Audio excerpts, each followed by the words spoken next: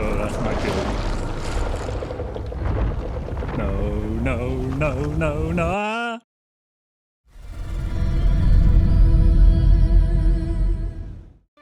Thanks to Funcom for providing access to play a bit of Dune Awakening. I've spent about 30 hours so far in the game, and mostly focused in the first two zones. And today I want to share my thoughts, from the core gameplay loop to building, questing, combat, and much more. So let's get into it. The design of the building system will feel familiar if you've played other survival games.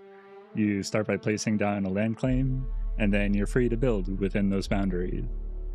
The building menu itself is a bit unorthodox at first glance, but once you spend a few minutes with it works just fine. A nice touch is the blueprint mode, which allows you to map out your entire base before committing any resources. The building pieces themselves are pretty standard. You got walls, foundations, stairs, roofs, etc. And there's a few options in there that lean into that desert theme, which is pretty nice. The aesthetic, it fits the world nicely, so if you're into base design, there's enough there to keep things interesting for you.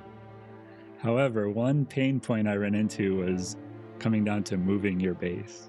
It's a bit more tedious than it should be, so here's how it works. You're allowed 2 claims. I think you can get more, but I'm not sure. So if you want to relocate, you have to set up a new claim, build storage containers at that new location, and then manually haul everything over from your old base. So there's a couple back and forths there if you have a few loadfuls. It's not the worst, but it's definitely time consuming, especially if you got a lot of stuff. So a suggestion I'd have for the developers is to consider something like what Once Human does. In that game, you can essentially pick up your entire claim, the whole structure, including all your stuff inside of it, and move it to a new location. Although in that game it comes with a cooldown, so you can make a cooldown here as well. That kind of system saves a lot of time, and it makes transitioning between zones feel a lot smoother. In Dune Awakening, you'll be moving your base pretty much every time you enter a new zone. If you don't, you're just going to have to go back even further and further each time. So this could be a huge quality of life improvement. The early quests are pretty straightforward, and I actually recommend focusing on those instead of wandering off to explore each and every point of interest right away. The questline is designed to quickly unlock key crafting machines, armor, guns, etc., including your first sand bike. And trust me, you're going to want that bike. Because running everywhere on foot is slow, and without that bike, you get eaten by the sandworm more times than not, especially when trying to go to the next zone. So the quest guides you through the start pretty well to get one of these before you get too far. The core gameplay loop in the early game revolves around exploring different points of interest like camps, dungeons, shipwrecks, as well as picking up contracts from the marketplace. These activities help you level up, collect loot, gain intel, which is an important resource that unlocks new tech and skills for your character. I found the pacing to be pretty satisfying. You're always working towards something, whether it's unlocking a new weapon, discovering new areas, or crafting gear. There's a solid variety of skills available, whether you want to focus on combat, movement, utility, or all three.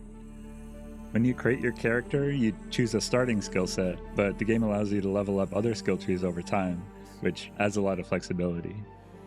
Combat itself is pretty much what you'd expect from a survival game. Range combat feels decent. Dart guns are your primary weapons, and they can either fire light or heavy darts. You got pistols, shotguns, assault rifles, and more. There is no noticeable damage drop-off or recoil, so you can technically snipe enemies from far with something like a pistol if you wanted to. Melee combat, on the other hand, could use some work. You get stun locked for long periods of time, up to like 5 seconds or more, which feels punishing, especially when you're surrounded by a lot of enemies. Hit direction can also be inconsistent. I've had moments where I've definitely aimed towards the enemy and I should have landed a hit, but I just went in a totally opposite direction. And when facing shielded enemies, the game wants you to parry and use like a long stab move. The issue is that the timing of this can be clunky. You can get knocked out of that long stab, and if you try to stab first, you often get punished for it by getting hit. So the other option is to use guns like the Disruptor, which is a gun that can eventually break through shields, but it takes quite a few bullets. But it's an option if melee isn't your jam. As for PvP, in the starting zones, it's mostly optional. The general zones are PvE, but shipwrecks are marked as PvP zones. The good news is you're not locked out of anything vital if you choose to avoid that. You'll just find better drop rates in the shipwreck areas. So you can still find what you need elsewhere, it just might take a bit longer. Crafting starts simple. You can make your basic items from your backpack, your inventory, but it expands quickly. More advanced gear requires the Fabricator, which becomes a key part of your base once you unlock it. The loot drops themselves are pretty well tuned for crafting. I never felt like I was, missing crucial ingredients or wasting time grinding or anything like that. One cool part of the system involves unique blueprints. These blueprints act like licenses or tokens. If you find one, you can craft that specific item once. If you find two, you can make it twice, etc. And these uniques include weapons, armors, tools that are a bit stronger than what you can normally build.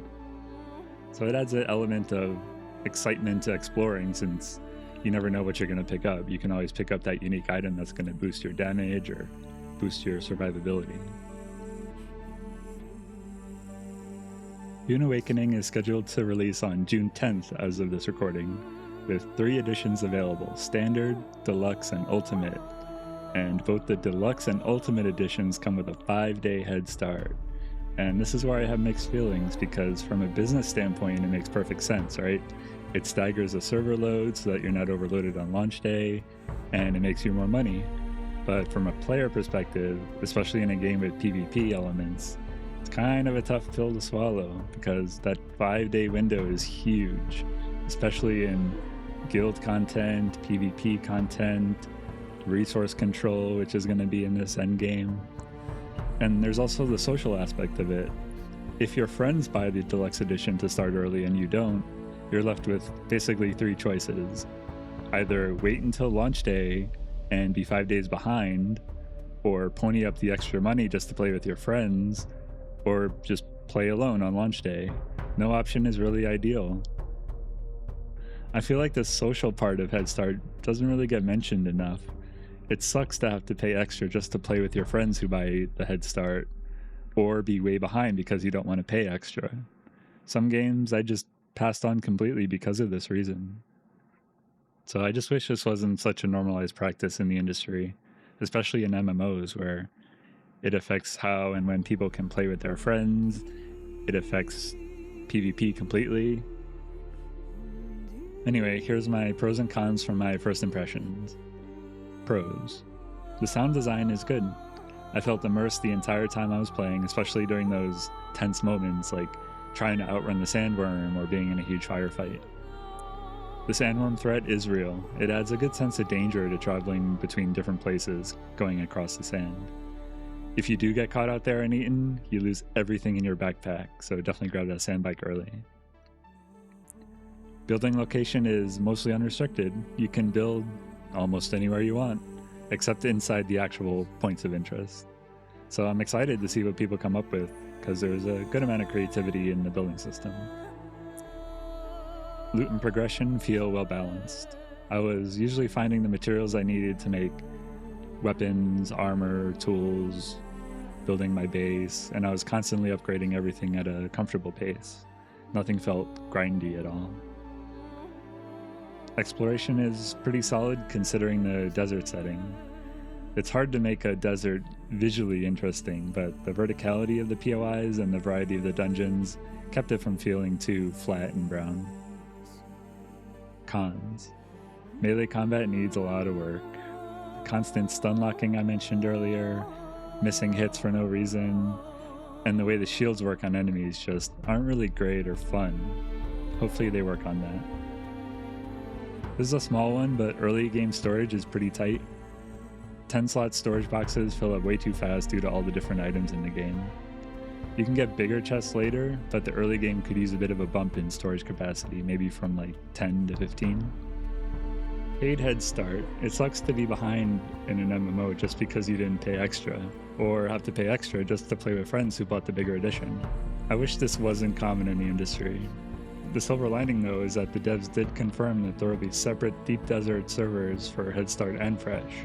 So as far as endgame PvP goes, you won't be at a disadvantage for that reason, unless of course you want to play with friends that are on a Head Start server, but you don't want to pay the extra for Head Start. Then you'll be behind, as I mentioned before.